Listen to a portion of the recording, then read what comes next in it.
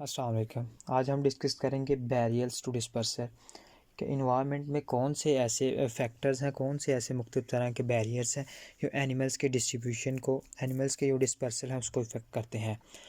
तो कोई भी ऐसा फैक्टर इन्वायरमेंट में जो एनिमल्स की डिस्ट्रीब्यूशन को इफ़ेक्ट करता है हम उसको बैरियर कहते हैं।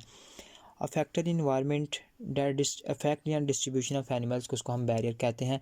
ये बैरियर ये कोई फिज़िकल फैक्टर भी हो सकता है, ये कोई बायोलॉजिकल फैक्टर भी हो सकता है, या कोई क्लाइमेटिक फैक्टर भी हो सकता है।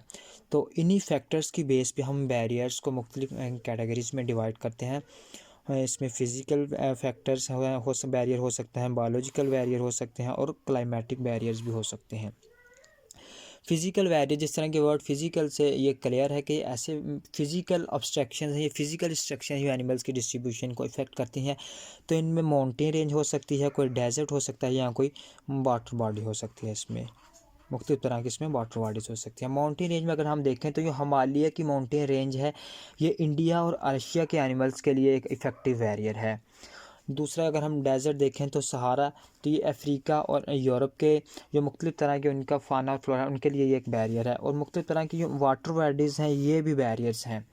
फॉर एग्ज़ाम्पल जो फ्रेश वाटर फिशेज़ हैं उनके लिए जो सी वाटर है ये एक बैरियर है, उनकी डिस्ट्रीब्यूशन को स्टॉप करता है। क्योंकि अगर फ्रेश वाटर फिशेज़ हैं वो सी वाटर को क्रॉस करके उन्हें किसी और एरिया में जाना है तो सी वाटर में उनका सर्वाइवल डिफ़िकल्ट हो जाता है, वो सी वाटर में सर्वाइव नहीं कर सकते।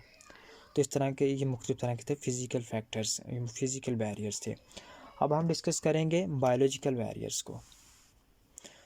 बायोलॉजिकल बैरियर, जिस तरह के वर्ड बायोलॉजिकल बैरियर से ही कन्वर्ट है कि इसमें मुख्तलिफ तरह के बायोलॉजिकल फैक्टर्स हो सकते हैं। फॉर एग्ज़ाम्पल इसमें सबसे अहम फैक्टर कह सकते हैं हम कि कोई प्रीडेटर प्रे का सिस्टम हो सकता है, जो हैबिटाट है उनकी, जो फूड है उसका सिस्टम हो सकता है कि एक ख़ास जो हैबिटाट है उसमें उनकी जो न्यूट्रिशन रिक्वायरमेंट है वो पूरी होते हैं, किसी और में नहीं होती। तो इसमें हम कह सकते हैं कि जो बायोलॉजिकल फैक्टर्स हैं उनमें जो मेजर फैक्टर है ये वेजिटेशन भी हो सकती है,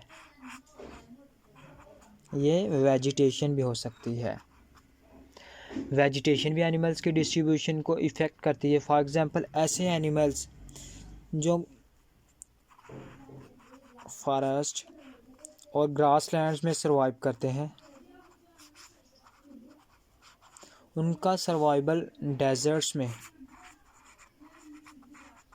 क्या ऐसे एनिमल डेजर्ट्स में सर्वाइव कर सकते हैं इजीली? नहीं, तो इनका सर्वाइवल डेजर्ट्स में ये मुमकिन नहीं है कि ये डेजर्ट्स में सर्वाइव कर सके। तो इस तरह के डेजर्ट इन एनिमल्स के लिए जो फॉरेस्ट और ग्रास लैंड्स में रहते हैं ये एक बायोलॉजिकल बैरियर है। तो लैक ऑफ वेजिटेशन भी एनिमल्स की डिस्ट्रीब्यूशन को इफ़ेक्ट करते हैं। इसके अलावा इसमें मुख्तलिफ तरह के प्रीडेटर प्रे सिस्टम हो सकता है कि किसी एक ख़ास एरिया में एक मखसूस एनिमल है उसके मुख्तलिफ तरह के प्रीडेटर्स होते हैं और वो प्रीडेटर उसकी डिस्ट्रीब्यूशन को इफ़ेक्ट करते हैं। तो वो एनिमल अपने आप को रिस्ट्रिक्ट कर लेता है उन एरियाज में यहाँ पे उनके प्रीडेटर होते हैं कम। थर्ड और मोस्ट इम्पॉर्टेंट फैक्टर है जो डिस्ट्रीब्यूशन का, जिसे हमने डिस्कस करना है, वो है क्लाइमेटिक फैक्टर।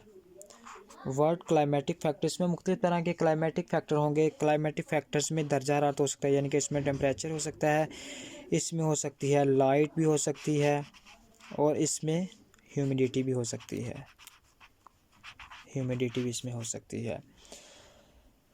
ऐसे एनिमल्स जिन्होंने अपने आप को एडजस्ट किया हुआ है कि वो कम दर्जा हरारत वाले एरिया में रहते हैं तो उनके लिए ज़्यादा दर्जा हरारत वाले एरिया में सर्वाइव करना डिफ़िकल्ट हो जाता है। और इस तरह ये भी एक फैक्टर हो जाता है जो दर्जा हरारत का एनिमल्स की डिस्ट्रीब्यूशन में, क्योंकि ये लो टेम्परेचर है ये प्रिवेंट करता है distribution of cold bodied animal toward poles. जिस तरह के रेप्टाइल्स और एम्फीबियंस हैं, चूँकि ये प्राइमरी ट्रॉपिकल हैं और ये ऐसे एरियाज़ में पाए जाते हैं यहाँ पे जो दर्जा हरारत है ये ज़्यादा होता है, तो ये नंबर में डिक्रीज़ करते जा रहे हैं कोल्ड रीजन्स में, क्योंकि कोल्ड रीजन में इनका सर्वाइवल हो जाता है डिफ़िकल्ट हो जाता है।